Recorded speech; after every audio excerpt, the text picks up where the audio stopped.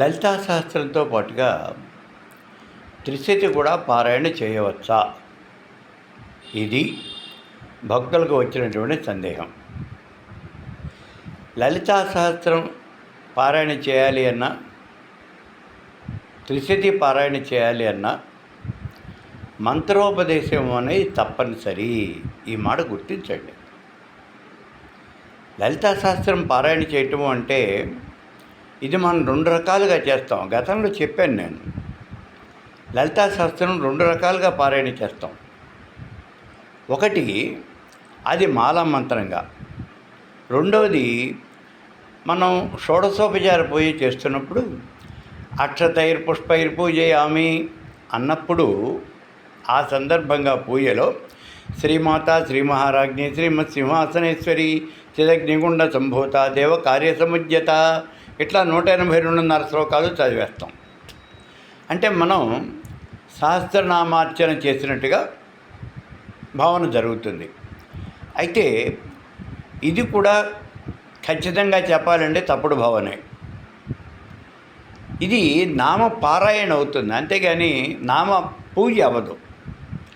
లలితా సహస్రనామార్చన చేయాలి అంటే ఐం హ్రీం శ్రీం శ్రీమాత్రే నమః శ్రీ మహారాజ్ఞే నమః శ్రీమత్ సింహాసనేశ్వర్యే నమః జగజ్ఞగుండ సంభూతాయే నమః దేవకార్య సముజ్యతాయే నమః ఇలా 1000 నామాలు చెప్పాల్సిందే.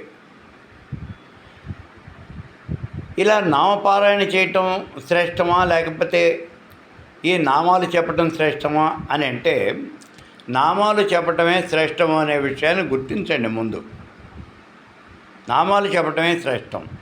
ఎందుకని అంటే నామపారాయణ చేస్తూ ఉన్నప్పుడు తప్పులు దొరుకుతాయి. నామాలు రెండు కలిసినప్పుడు ఒక సంధి అనేది వస్తుంది కదా. ఆ సంధి వచ్చినప్పుడు అక్కడ మనం పదాలు అక్షరాలు తప్పుగా పలికేటటువంటి అవకాశం ఉంటుంది. పదాలు అక్షరాలు తప్పుగా పలికే అవకాశం ఎక్కువ ఉంటుంది.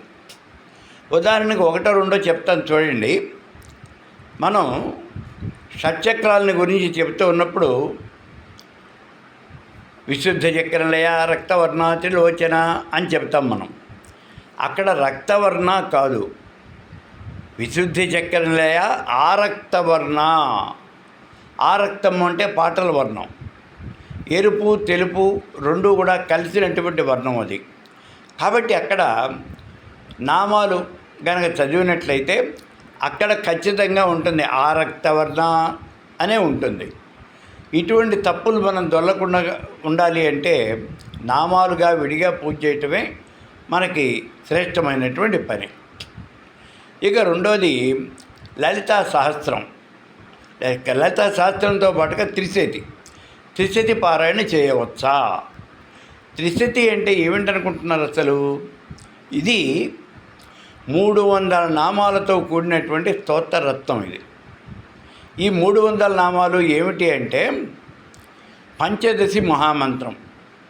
అంటే 15 అక్షరాల మంత్రం కదా పంచదశి మంత్రం అంటే. కైలక్ష్రీం హసకహలక్ష్రీం సకలక్ష్రీం ఈ 15 అక్షరాలతోనూ ఉన్నటువంటి మంత్రం ఇది పంచదశి.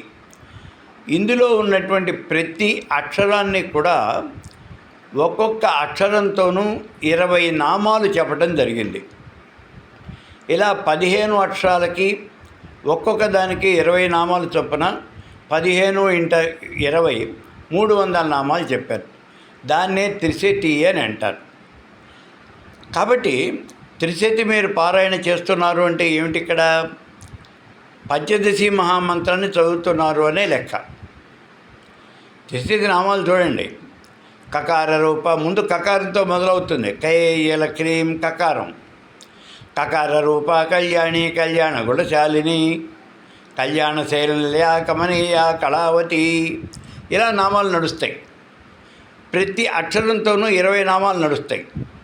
కాబట్టి ఇదంతా కూడా పంచదశి మహామంత్రంలో ఉన్నటువంటి బీజాక్షరాలని మనం ఒక్కొక్క అక్షరానికి 20 నామాలు చొప్పున చెప్పటం. కాబట్టి త్రిశతి చదవాలి అంటే, త్రిశతి పారాయణ చేయాలి అంటే మీకు పంచదశి మహామంత్రం అనేది తప్పనిసరిగా ఉండి తీరాలి. మనకి ఇందాక లలితా శాస్త్రం చెప్పుకున్నాం చూడండి.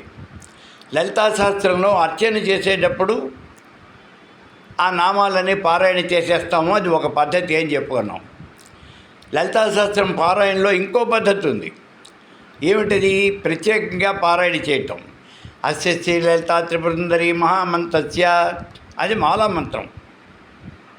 ఇలా గనక చెప్పినట్లయితే దీనికి ఋషి, దేవత, ఛందస్సు, న్యాసము, ధ్యాన శ్లోకము చెప్పి ఆ తర్వాత శ్రీమాతా శ్రీ మహారాజ్ఞి శ్రీమత్ సింహాసనేశ్వరి అని మనం చెప్పినట్లయితే అది ప్రత్యేకమైనటువంటి పారాయణ అవుతుంది. ఇలా పారాయణ చేయాలి అంటే ఇది మాలా మంత్రం. మాలా మంత్రం పారాయణ చేయాలి అంటే మీకు తప్పనిసరిగా ఉపదేశం ఉండి తీరాలి. ఏతావాత తెలియదు ఏమిటి అంటే లలితా సహస్రం పారాయణ చేయాలి అన్నా మీకు ఉపదేశం ఉండాలి, త్రిశతి పారాయణ చేయాలన్నా ఉపదేశం అనేది పంచదశి మహామంత్రం ఉపదేశం ఉండి తీరాలి. లేకుండా ఈ పారాయణ చేయకూడదు. మరి మేము లేకుండా కూడా లలితా సహస్రం పారాయణ చేస్తున్నాం కదండి. మీ సన్నిహితులు, హితులు ఎవరో ఉన్నారు కదా, స్నేహితులు, వాళ్ళతో పాటుగా కలిసి మీరు ఆ లలితా సహస్రాన్ని పారాయణ చేస్తున్నారు. గత జన్మలో ఉన్నటువంటి సుకృతం వల్ల మీకు అది నడిచిపోతుంది.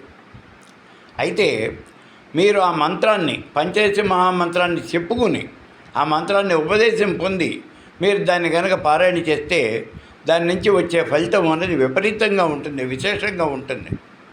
కాబట్టి ఎప్పుడూ కూడా ఈ రెండు, త్రిశతి కానీ శాస్త్రం కానీ ఏదైనా సరే మీరు ఉపదేశం పొంది పంచదశి మహామంత్రం ఉపదేశం పొంది పారాయణ చేయండి. మీ దగ్గరలో ఉన్నటువంటి ఏ గురువు గారి దగ్గరైనా చెప్పుకోవచ్చారా. అది ఎవరో ఎక్కడికో వెళ్ళి ఏం చెప్పుకోక్కర్లేదు. కాకపోతే నిష్ణాతులైనటువంటి గురువు దగ్గర మాత్రం ఉపదేశం పొందండి, అంతే.